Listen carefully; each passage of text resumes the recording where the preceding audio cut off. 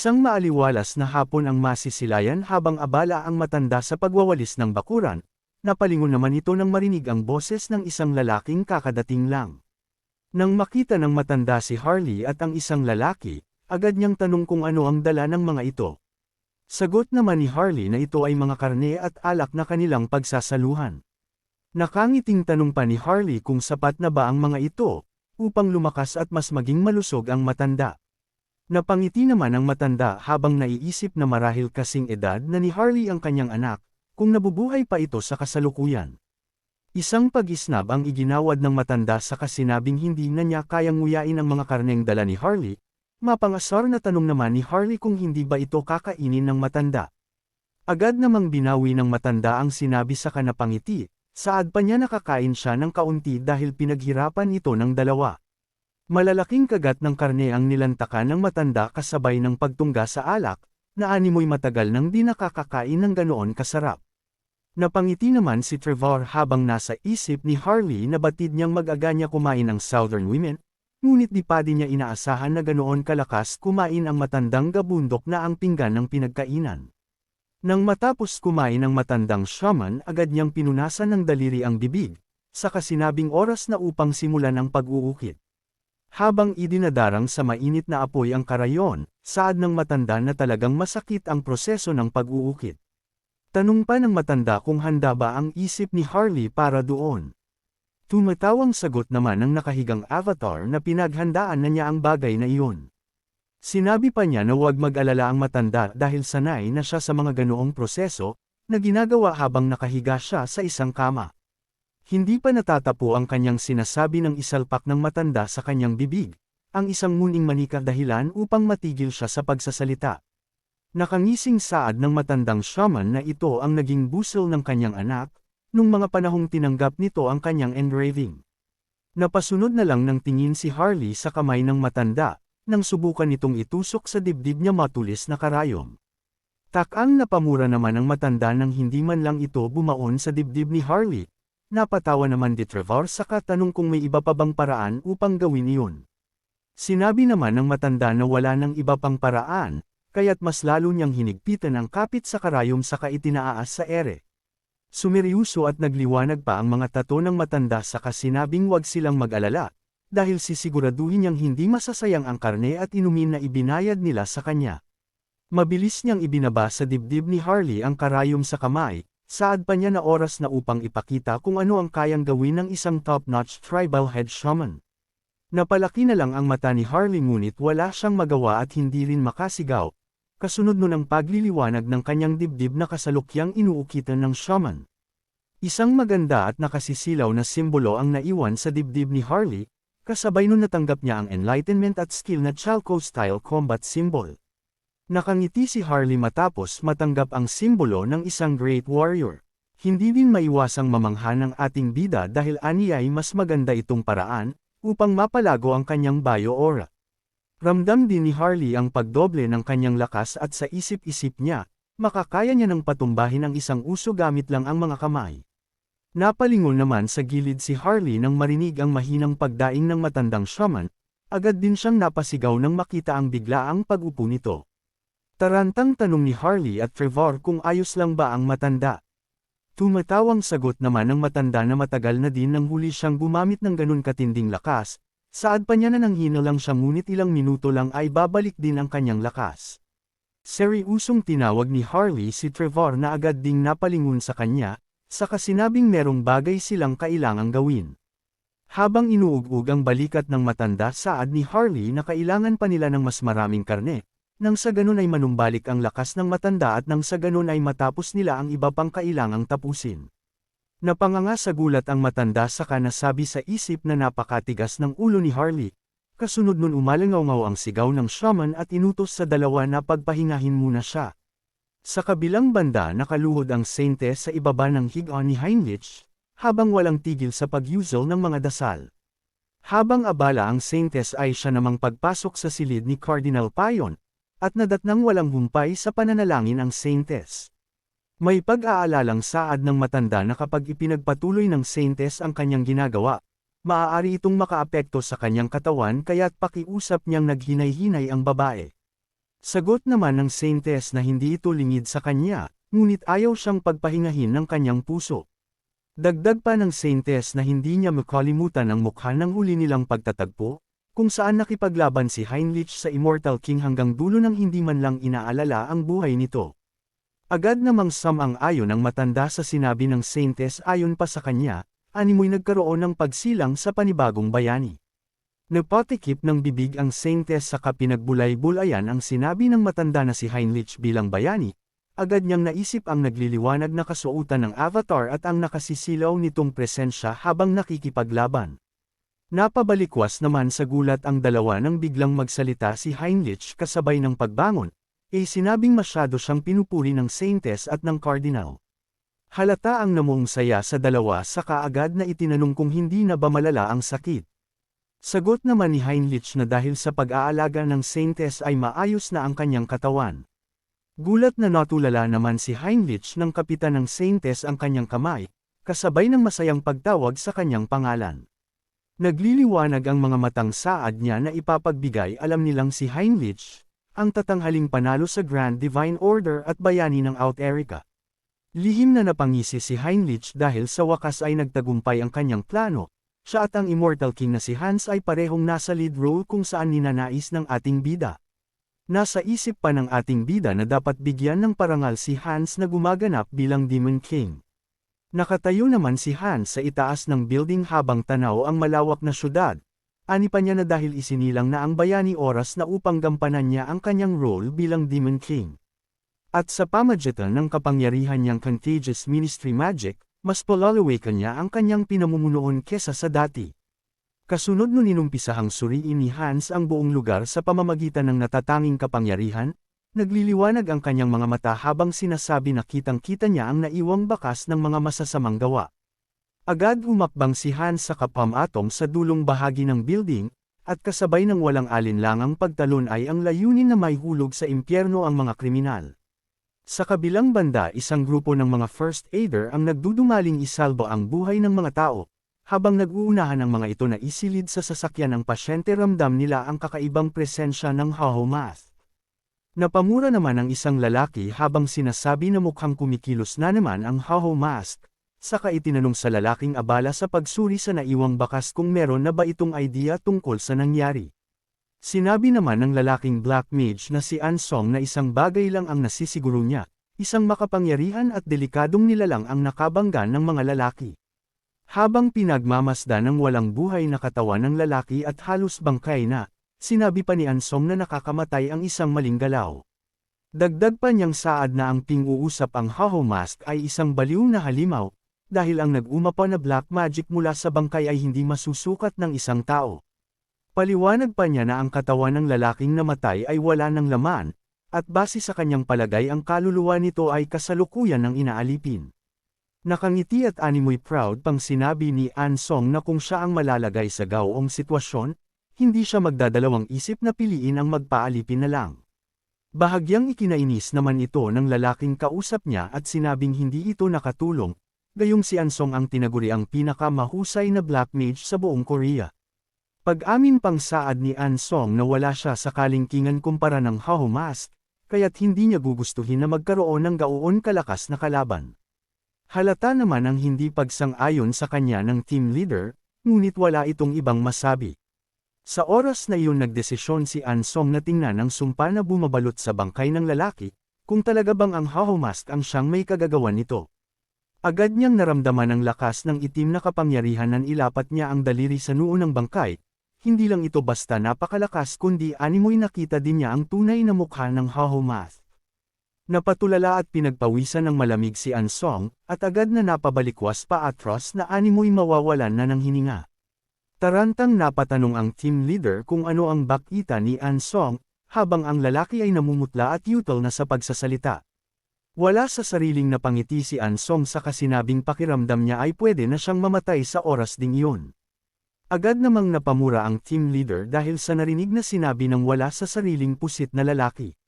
Habol hiningang binanggit pa ni Ansong ang ani ay bastardong Hahomask, saka sinabing nakita siya nito habang patuloy sa pag-ugug sa kanya ang team leader. Kinilabutan sa sobrang takot si Ansong dahil napansin siya ng Hahomask. Napansin siya nito dahil sa sarili niyang spell. Kapag nahuli siya nito ay katapusan na niya. Pahabol ni Ansong na sa ngayon ay may sila titirang paraan. Tanong ni Kang Tesan na kung may paraan ba si Ansong para harapin ang nakamaskara. Lumapit sa bintana si Ansong para umalis, habang sinasabi niya na kapag namatay siya ngayon ay hindi siya payapang makakapasa sa kabilang buhay. Nagulat si Tesan sa naging sagot ni Ansong kaya tinawag niya itong tanga. Hinayla pa niya ito para si makaalis habang sinasabi na ang Haho Mask ay kinakalaban ang mga villains. Kaya magiging ayos lang ito. Natuwa naman ang ugok na si Ansong sa kanyang mga narinig. Napabuntong hininga na lang si Tesan sa mabilis na pagbabago ng mood ni Ansong. Salaysay ng ugok na Ansong na ang kanyang katawan ay nakaramdam na ng kaginhawahan. Bigla na lang itong bumulagta at natulog. Sa taas ng isang building ay nakatayo si Hans habang pinagmamasdan si Ansong, habang namamangha dito nararapat ito para maging Black Mage. Wala siyang nararamdaman na evil aura sa taong iyon kaya hindi na niya haharapin pa. Isang umaga ay lumaganap sa mga balita ang kabayanihan ng Dark Hero na kumikalaban sa mga criminal. Habang binabasa ni Han ang mga balita ay naiisip na lang niya na mabilis sumikat si Hans at tinatawag pa ng mga tao itong Dark Hero. Pero hindi niya yun ikinasasaya dahil magiging yung malaking problema. Maya-maya ay biglang sumakit ang uluhan kaya hindi muna siya ngayon makakapag-operate. Maya-maya ay biglang may kumatok sa kanyang pintuan kaya lubos niya yung ipinagtaka dahil wala namang nabisita sa kanya. Binuksan ni Han ang pinto habang nagtatanong na kung sino ang kumatok. Sagot ng nasa kabilang pinto na delivery iyon. Nang makita nita ang tao ay bigla siyang nagulat. Dahil si Kang Tesan ang bumisita sa kanya na may dalang chicken habang sinasabi kay Han na ang tagal nilang di nagkita sabay tanong na kung ayos lang ito. Mangha parent si Han sa pinagbago ni Kang Tesan. Tumatawang nag-alis ng jacket si Tesan at sinabi nito kay Han na matagal na din pero ganun pa rin ito mag-react. Napatanong na lang si Han sa isip na kung ano ang pinagsasabi ni Tesan na ganun mag-react. Malamang dahil kaibigan niya ito. Ito ang nag-iisang tao na gusto lagi niyang takbuhan sa ngayon. Kahit nagtatrabaho na ito sa Ability Management Bureau, Criminal Investigation Division ay ito pa rin ang nag-iisa niyang kaibigan mula pagkabata. At kahit ng mga panahong nagtatago lang siya loob ng silid ay ito lang taong napunta sa kanya para makita ang totoo niyang mahalagang kaibigan. Napansin ni Tessa na parang may nagbago kay Han. Sabay tanong na kung may nahanap ba itong paraan para lumaban ulit sa buhay. Sagot ni Han na hindi niya kayang manatili lang basta sa nakaraan. At nangangamba siya na hindi din yun gugustuhin ng kanyang mga magulang. Natuwa naman si Tesan sa mga sinabi ni Han at sinabi na tama ito. Tanong pa nito kay Han na kung alam ba nito kung gaano siya nag-alala rito sa lahat ng oras. Pagyayabang naman ni Hans na kayanan niyang lumabas kahit kailan niya gustuhin. Nagulat si Tesan at napatanong kung totoo ba talaga iyon na magaling na ito. Nagpasalamat si Han kay Tesan dahil noong nasa estado siya na nahihirapan ay dumadalaw ito sa kanya. Sinabi ni Tesan na dahil nasa maayos na kalagayan na si Han ay sa palagay niya sa oras na para sabihin niya rito. Natanong ni Han na kung anong ibig sabihin ng kanyang kaibigan. Tanong ni Tesan sa ating bida na kung alam nito, kung bakit siya sumali sa Criminal Investigation Division. Sagot ni Han na malamang alam niya iyon, itinuring itong parang tunay na anak ng kanyang mga magulang. At matapos mamatay ng kanyang mga magulang dahil sa isang car accident ay sumali ito sa division. Sumangayon si Tesan at sinabi na sa kasong iyon, iniisip ng nakararami na isa lamang iyong random na pag-atake ng mga awaken. Iyon ang pinaniwala ng nakararami hanggang sa ngayon. Pero ang tungkol sa kasong iyon, ay may mga tao na nagtatrabaho mula sa mga anino sa mahabang panahon. At tinawag nila ang kanilang mga sarili na Divine Retribution Society. Napaka-mitikuloso ng mga iyon, wala pa silang nahuhuli sa mga iyon hanggang ngayon. Tanong pa ni Tesan kung nakita ba ng ating bida ang balita, dahil ayon sa kanya ay binigyan sila ng Haho Mask ng lead. Napapangisi naman si Han Songyeon kasabay ng pagmamalaki sa isip, na maging sa Ability Management Bureau ay nagawa niyang magbigay ng hint.